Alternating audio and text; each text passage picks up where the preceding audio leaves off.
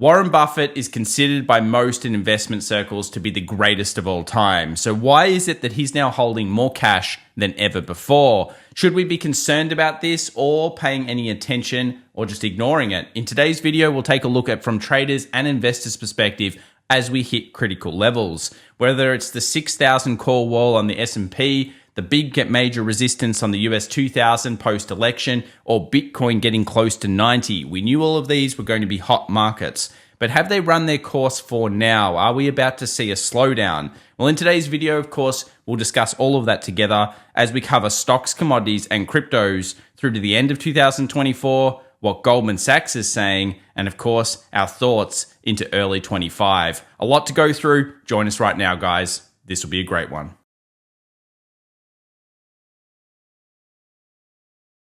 Well, welcome back everybody to The Daily Show. My name's Tom, and in today's video, we have a lot to discuss because we need to go through the macro, the lead indicators, and of course, the hottest charts which are coming your way today. It was down for semiconductors through the session, and a smattering of other markets were up. But if you were watching our live stream, which we do for free every Monday open, you may have noticed one of the sectors we were talking about absolutely went ballistic. And this is why we followed the money flow through the markets. More on that a little bit later on today's show. Let's begin though with Warren Buffett holding $300 plus billion in his fund. And as you'll notice, this is a huge spike up since pretty much 2020. This is the highest he's ever held, and it's not even close. But as one of the viewers out there mentioned, it's not really about the actual size, it's about the percentage of the overall assets under management. And what you might notice here is we haven't seen Berkshire Hathaway holding this much cash as a percentage since just before the global financial crisis. Now, does he see something we don't? Well, it has to come back to valuations. We know that Buffett has a longer plan than most. It's not thinking about what's going to happen over the next year. It's thinking about what is going to happen over the next decade or even 20 years. And this becomes a very important point. So remember, whenever you see a number, always question historically, is it a high number when it comes to the overall asset percentages? And this is now well over 25% of the total fund.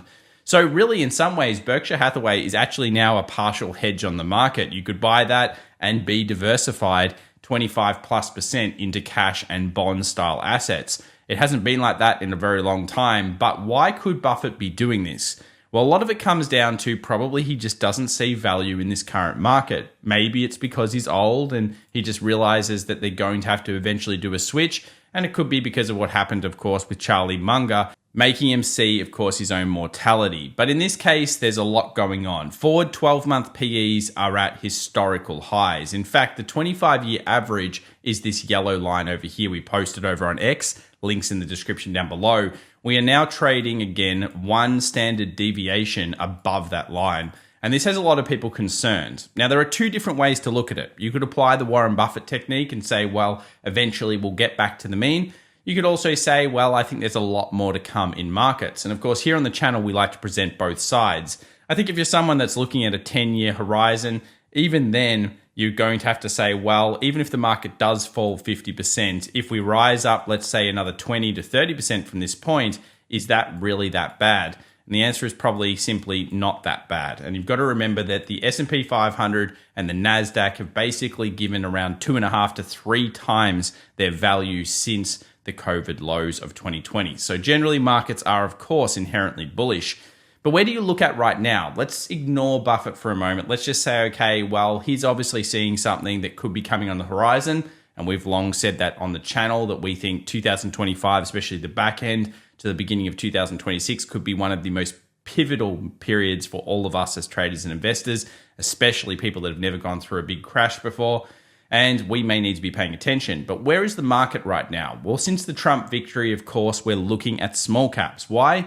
Well, they're playing catch up. We've never seen quite such a big difference between small cap valuations and the larger caps here. And you'll notice that for previously the pretty much last 20 years, they always traded pretty closely together in terms of valuations. Since 2020 though, and especially the crash of 2022, driven by inflation and therefore very difficult for these companies to roll over their debt, it's been a huge concern. Now that we've got a US kind of sweep here for the Republicans, it looks like we're playing catch up with the US 2K. And it's something that we've long thought about. And of course, if we are to get back to the normalized multiples of where we are with the rest of the market, we could be looking at anywhere from 20 to even 22 when it comes to these mid cap and small caps. So is there still room to grow for them? Well, the simple answer is probably yes, but we always want to look at it in a different light. Can we bring more clarity to this situation? Can we therefore gain more edge in the markets? Well, we know that post-elections, we tend to see a run up. It's called the post-election pump. Then we get inauguration, we find out what really is happening with the new regime, and obviously then, of course, we generally do go into a bullishness once again. The question will be probably tariffs in 2025, at least at the beginning. But for now, are we following a similar path to 2016? Well, the simple answer is yes, we seem to be. In fact, in 2016, the best performers were financials, Russell, S&P 600, Russell 2K, and of course the growth as well. These were the ones that most people were, of course, looking for. And this becomes very important because guess what's done so well after the US election so far? Financials have, of course, gone ballistic, specifically the small cap ones, the regional banks, and we've seen overall anything that really needs to refinance debt in 2025 and 26 doing well as well. Now, we see here the post-election bump that we posted over on X, so follow us there, and you'll notice that the actual gain from 2016 election day, pretty much the day after that, all the way through to the highs of 2018 was 31.38%. This is actually the election period over in 2020. Again, we got this huge pump. And there were not many pullbacks. As we mentioned, the kind of moves were generally just like straight up, sideways, grinding higher, and then more straight up. So we can't really expect necessarily the same level of extreme volatility that a lot of people want. Remember, we just saw a pullback of 3%. Before that, we had the August pullback, and of course, a September early sell-off as well. And this brings us to valuations. What are the big banks doing? Well, here are some of the forecasts from Goldman Sachs. And of course, Goldman Sachs believe that everything's hunky-dory into 2025 and 26. And they're basically saying that they believe the 12-month target for the S&P is 6,300. Now, I would say that's probably undershooting. I wouldn't be surprised if most of these funds end up pushing towards 6,700 and 6,800, which has been a target that I've had in mind for a while. And that might sound insane or even just ridiculous, but this is the stage of the market we're in. Remember, we've seen 2/3 of the bull move most likely happen, and we're now in the bottom half. So we're in the bottom third, actually, the last third of the move. Really, this is where everyone gets FOMO, everyone thinks everything's great, and of course we move into what we call the Goldilocks, where everybody is suddenly the greatest in the market and everything is just buy, buy, buy, buy, buy. We've really witnessed that in the animal spirit since the election, and of course this is the Goldman Sachs expectations, but don't get me wrong, I believe there's plenty of different banks that are going to be upgrading post-election with calls anywhere between 66 all the way up to 6,900. I would not be surprised at all. Now, is that a hard call to make? Not really if you look at averages and, of course, how we've been performing. Let's now talk about breadth in the NASDAQ. Is it surging? The simple answer, absolutely it is. And this is, generally speaking, a very good bullish sign for markets. We just saw a massive breadth kind of thrust happens post-election, and this is telling us that there's probably more to run. Now, if you look at the most recent kind of move from this, especially the one that happened here in 2021, you may notice that the first big move, e.g. 2/3 of the move, had already happened, and there was a third left.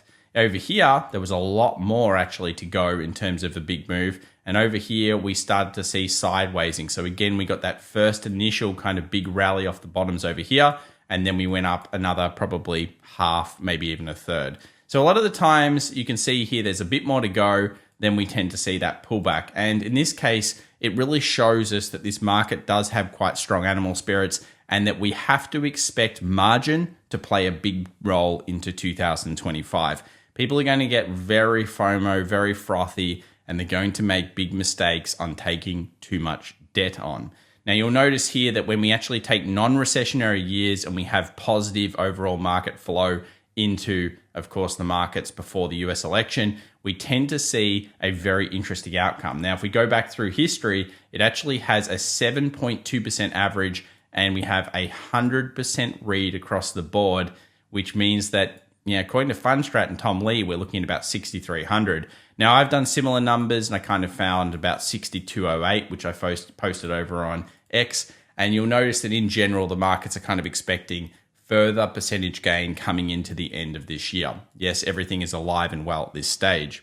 Now, it's not just about going and finding the best market. You might say, oh, well, there's only 200 points left on the S&P until the end of the year. I'm not excited about that right now. Well, just remember, if you miss a market, we come from the channel here on an abundance mindset. Are there always other opportunities? Well, yes, there are. And it just so happens that the opportunities, of course, are getting more risky and risky and risky as we go into this bottom third kind of market reaction. Why? Because now we're back in 2020, late to 2021. Remember those times, anyone that was trading?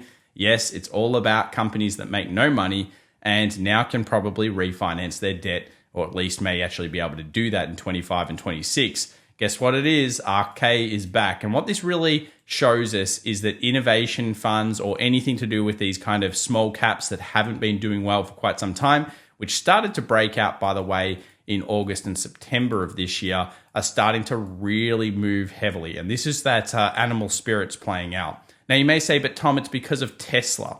Well, if you actually have a look at ARK Innovation, they make a lot of bad mistakes recently. And of course, they've sold Tesla pretty much in October, November, I believe. So this is really a representation of those biotech companies, of those small tech companies that are growing at really fast rates that don't make any money yet. This is a breakout of those. And if you notice, since we posted this, we actually got a pretty large rip in terms of those particular funds. And this shows you that FOMO is starting to appear across the rest of the market. Now, is it still early days of the FOMO? Well, this is where we can do market structure cycling. And we can start to say, well, okay, let's say we are finding a very strong period here. Let's say this market is absolutely going ballistic. Do we follow still for bullishness? Well, yes, we technically do. If you look at all of these major markets, and arguably we're probably following this one the most, that would point towards further strength into the future. Now, if you've been watching this channel for a while, you'll know that we follow the 1960s and, of course, the late 1990s as the most similar periods to right now in terms of market structure.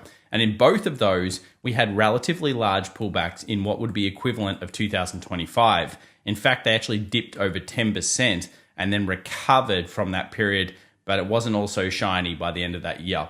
So why will this be important? Well, at the moment, it looks like everything's kind of alive and well. But as we know, as we approach further and further into the back end of 2025, things start to really go opposite. Some go ballistic on the upside, and many of them start to focus on the downside. So it's going to be a very interesting year, but this is where we find ourselves right now, and really on track with most of the middling kind of bull markets that we've seen in the past. Now, if we look at valuations, this one here is an interesting point from Sven Henrik, and he basically says here, if we take some of the largest valuation indicators out there and you look at the standard deviations, you get a very high number. This could be also why Warren Buffett is obviously starting to hold a bit more cash. Maybe he's freaked out about some of these valuations, and you can see here we're back up there with those 2021 numbers that, of course, ended up leading into quite a decent sell-off. In fact, it was a bear market that we got from that point, and many people were calling for, of course, a recession, which we almost and just avoided during that time. So are we going to go higher? Well, as they always say, each bubble or each period generally does go higher. So we still have to expect markets to go up more before they then come down. Now let's take a look at margin, for example. Now, a few of you in the comment section said, well, of course, margin's not as high as it was in 2021. The cost of cash is so much higher. But realistically, it just doesn't matter that much. People will still take on huge amounts of debt, even with high interest rates, if they believe there are a lot of gains out there. And you may disagree with me, but you can go back through statistics and you'll notice that people take huge amounts of margin. Have a look at 2005, 6, 7. Was the cost of money high up here? Yes. Were people still willing to take the risks? Yes. Why? Because they believed there were gains on the other side. And in this case, we will be watching this through to 2025 because, of course, the higher margin goes, the more freaked out you need to be about this current bull market cycle. Now, let's speak about another market, crypto. We've been bullish on this since, of course, the back end of September. And so far, I've got to say, it's been pretty good being a crypto maximalist for now. And of course, markets have just almost hit 90,000 on Bitcoin. Now, do we expect further gains? Well, the simple answer is, I guess, yes, we do. And why is this? Well, we're going to get a lot more clarity on what's exactly going to happen with the SEC and, of course, crypto. We're also going to generally see a pretty solid run based on the post-election pump.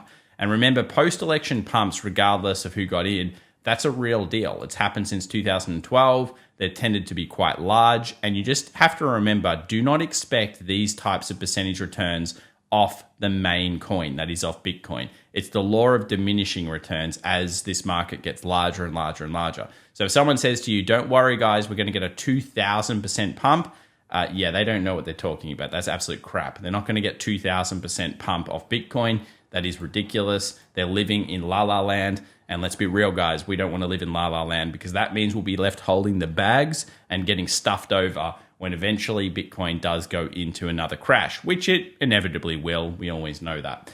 So do we think it's going to go strongly? Yeah. And at this stage, you'd have to think it's leading into November, possibly even December of 2025. Although I found that in our studies so far, it seems like the April-March period tends to really have most of the gains. So from this point to that period tends to be really where you get the big bull, and then you have to go to the alt markets after that. Now, did we see this coming? Well, yes, we shared on our weekend video a huge amount of Ethereum trades. We've obviously then seen a huge amount of Bitcoin trades coming through, dark pools everywhere in the ETFs, and dark pools, of course, also in coin.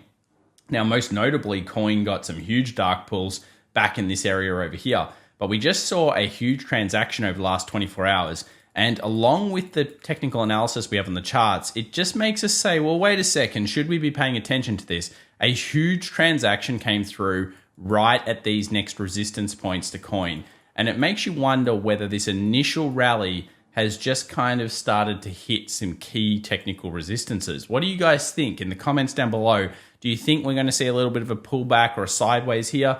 I mean, obviously the stats still point very strongly towards bullishness. So I guess if you're holding for a few months or weeks, you really wouldn't need to worry. But still, would you enter here? Oh, that's a question. Now, we've also got FXI, of course, China coming under a lot of focus post-US election and getting hurt at this stage. Will it eventually recover? It's of our opinion, yes. Of course, it's a game of cat and mouse, but we're starting to see some large transactions come through there. And of course, we also reporting large transactions coming into treasuries in recent days.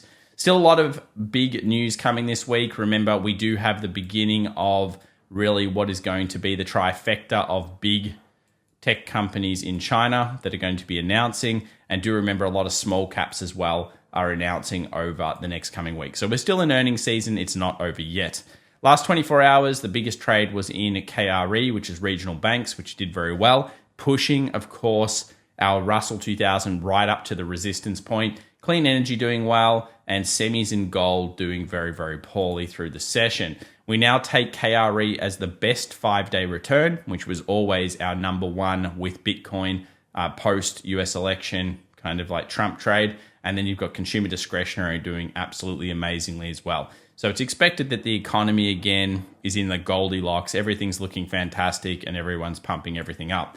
Now, why could this be? Well, we're getting advanced decline lines up. Okay, that means that everyone's feeling very, very bullish. We had an island reversal. We've pushed into the 6K number, and then we've basically found a little bit of resistance around here. Now, you'll see in a moment why that is, but let's just take a look at the futures market. You'll notice here the long leg doji. Obviously, we've moved fairly far away from things like the daily 20, which is a pretty consistent little pullback zone in markets.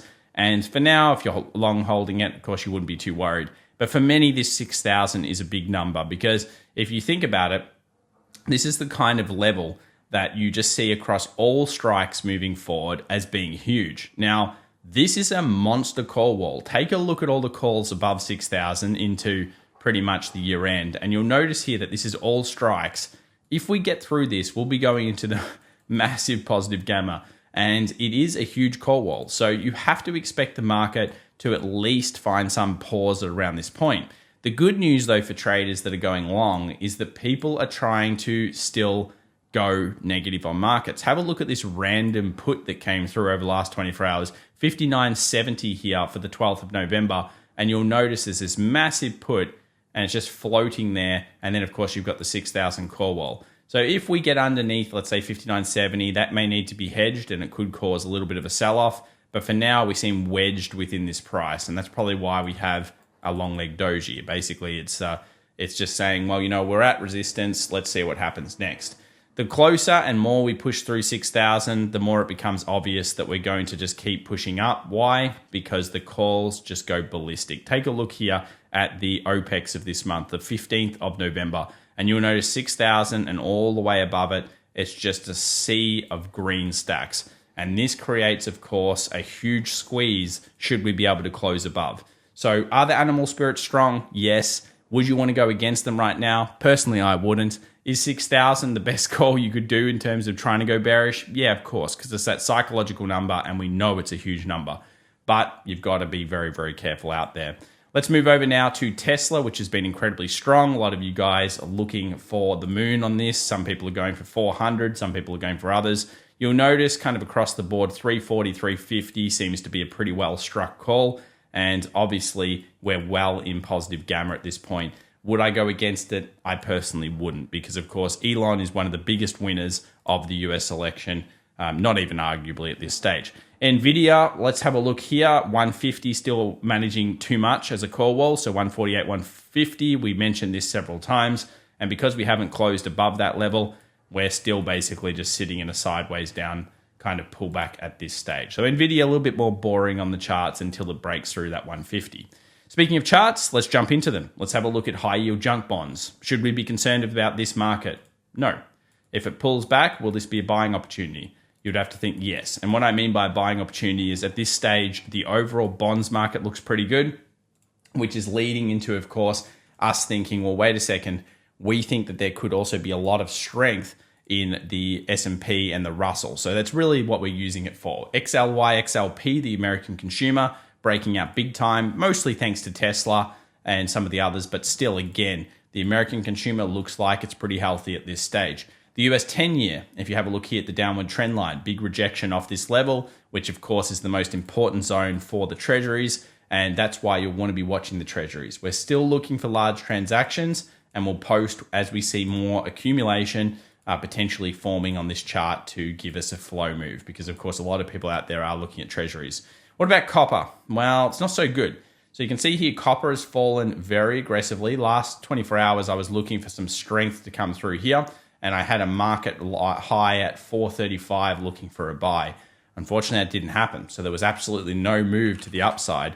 And you'll notice here that China is struggling, like the Chinese stocks are struggling. And this is probably going to point towards this level, one that we've talked for a long time about. Of course, do I think that China will come good and move forward up? Yes, because it's really just how much stim are you going to put in the markets. And ultimately, it's a battle between, of course, the the cat and the mouse in terms of what's going to happen with the markets and the CCP in terms of stimulus. So at this stage, yeah, it looks a little bit weak. It may fall further down, but this is not the worst point for an investor or somebody based on a position trade. If you're looking at this and you're saying, well, what's the worst case? Maybe I fall down another 4 or 5%, but obviously the upside is very large. Could be 20, 30% in fact. Let's move over to the US dollar, still strong. Tariffs tend to, kind of lead into this type of strength. So we'll see whether this keeps happening. The idea of a US kind of rollover, which it was, with, of course, the Republicans winning everything, is generally a strong dollar, at least initially. So we'll see whether that keeps playing. And that's forcing in gold to the second level. Now, we saw some nice buying off 26.50, and I still think that's not a bad buy zone, by the way. The day trade setup with a third entry with no extra entry, that one lost over the last 24 hours. So a lot of people say, well, why don't you show wins and losses? Well, that would be a third entry loss at around this point, and of course, no further entry. Now, would I buy here? I think an investor or a position-based trader may buy here, but there's no signs as a day trader yet. We'll keep updating as we see more structure. For oil, we've been more to the negative than the positive since the election due to drill baby drill kind of concepts. I still think it's a pretty tough trade, but for now, it is negative, not positive. Let's move over to Tesla. Tesla rallied, didn't quite get to 363, but certainly did push that 358. For now, it's still in a rally. I wouldn't go against it. And it could go even more. So you've got to remember, this is in a very strong squeeze at this stage. And you might say it's crazy, but this is just Tesla 101. When Tesla goes, it tends to put on all its gains very quickly, and then it explodes. And that tends to be kind of the way it moves. Explosion after, massive move, explosion after, massive move, explosion after. So it's the common way that the Tesla bulls tend to get it through. So just remember, if you missed it, I don't know if it's the best level unless you're looking at investments. 148, 150, still too much for Nvidia. As you can see here, may come down and fill gaps. We'll see. And there seems to be a little bit of weakness in the big caps as money flows into the smalls and money flows into the hype stocks. So here's just an example of RK with the breakout last week, and obviously the huge gap up, 7% on the session. We also had, biotech on focus. I'd put CRISPR on the charts, and you can see actually this one went ballistic over the session. Someone would have been very happy with this. Went 11.16 from the open as well. So yeah, that was quite nice. And it actually hit into one of my first little targets. Beautiful setup there, beautiful base. Let's move over to US 2K, resistance, resistance, resistance. Is it going to pull back here? Hey, I don't know exactly. US 2K in the resistance over in this point, and you'll notice that this is where you would have to think that the animal spirits take a rest. They don't have to, but at least from a technical level, you could make sense of that.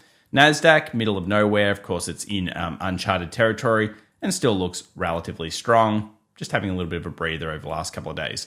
But remember, we always talk about synergies across the board. We have, of course, the Russell at resistance. We have the SP500 at 6,000. We still expect more gains, so don't get me wrong. I don't think there's a problem here. If we even do get pullbacks, they'll probably only be minimal. However, Ethereum also hit our first TP zone. So I want to give you guys firstly a clap because that was a sick gain. Very replicable trade here. Obviously, absolute ballistic move. And this has happened throughout all cryptos, but really it still has hit one of those first TP zones. And you can see it's kind of respecting that area a little bit. Bitcoin, on the other hand, almost hit 90,000, which of course we know is going to be a huge psychological level for every retail investor under the sun. And if we do see a pullback here, I think it'll still be bought up. So you've got to remember, these are probably real moves for now. We've already illustrated the post-election pump's real. It tends to lead into pretty good gains. And in our last video, we discussed the idea that, at least in my opinion, now don't go and do anything off this, just my opinion, that generally speaking, I think Bitcoin could easily hit 120, 130-ish thousand over the next 12 months. I don't see why it might not even do that into early 2025. So these are real moves because animal spirits are alive and well in these markets. And this is what happens when everyone jumps on board and gets a bit FOMO-licious. All right, so what else do we have? Well, we do have a catalyst for potential weakness, which is, of course, CPI coming over the next 24 hours. I don't really want to speculate on this. It's my opinion we'll see reinflation in 2025, but I don't think one number is going to do that much. It'll just be an excuse, if anything. Then we've got PPI, we've got Fed Chair Powell being annoying on Thursday. And then, of course, we have core retail sales, which you'd have to think are going to be okay based on credit card spend at this point. Thanks so much for watching, guys. If you enjoyed today's video, then remember to subscribe, smash that like button. We'll see you in the next one. And obviously, if you want to find out more about what we do, check us out over on X, follow me on LinkedIn. And of course, if you want to find out more about replication trades and how to get edge in markets, check out our day trading masterclass. And if you're an investor or swing trader, you've got to check out our advanced. You will absolutely love it. Catch you for now. You have a fantastic day. Bye.